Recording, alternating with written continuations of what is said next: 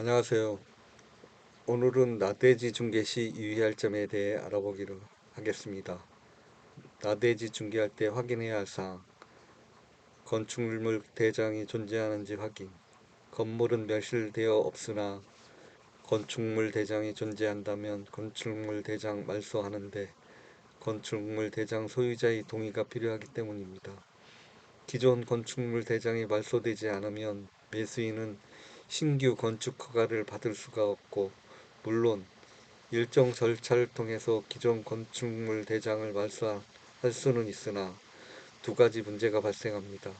첫째, 시간이 상당히 소요되고 개발이 지연되는 시간 소요 비용 문제가 발생하고, 잔금 시 매수자가 대출을 받아 등기 이전 실행할 경우 은행에서 건축물 대장을 말소해오라는 대출 조건 실행에 문제가 발생합니다.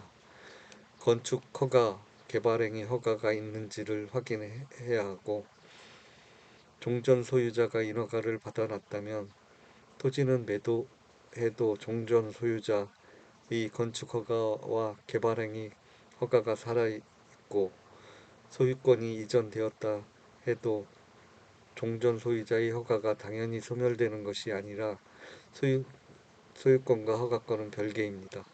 따라서 인허가 관련 여부는 소유자에게 묻지 말고 관련 공원 녹지과 농정과 개발허가 민원과 허가 건축과에 직접 문의하여 확인하는 게 좋습니다. 기존 건축 허가가 있을 때 계약서 작성 방법. 기존 건축 허가가 있다면 계약서 특약을 잘 작성해야 합니다. 기존 건축 허가가 있는 부지임. 잔금 시까지 허가는 매도인이 취소한다. 명의 이전 시 별도의 비용 지불은 없는 것으로 한다.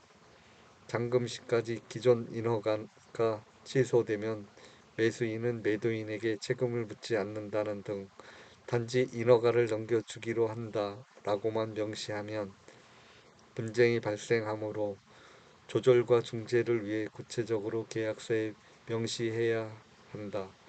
주의할 점은 인허가가 승계 여부에 혹 대인 조건 등이 있는지 확인하여야 한다.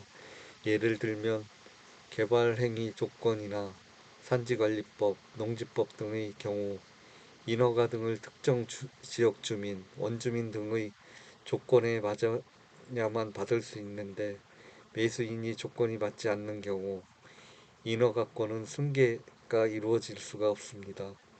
과거에는 허가가 난 땅이 지금은 법규 개정으로 허가가 나지 않는 경우도 있고, 이런 땅은 무조건 허가를 살려야 해서 매수한 사람은 기존 허가권을 승계해서 공사를 완료하면 좋은데, 만약 중간에 인허가가 취소되면 매수인에게 신규 허가가 나지 않기 때문입니다.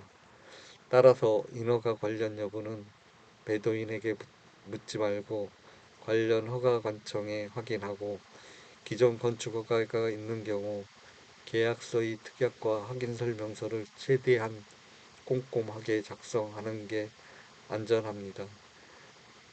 이상 나대지 중개 시 유의할 점에 대해 말씀드렸습니다.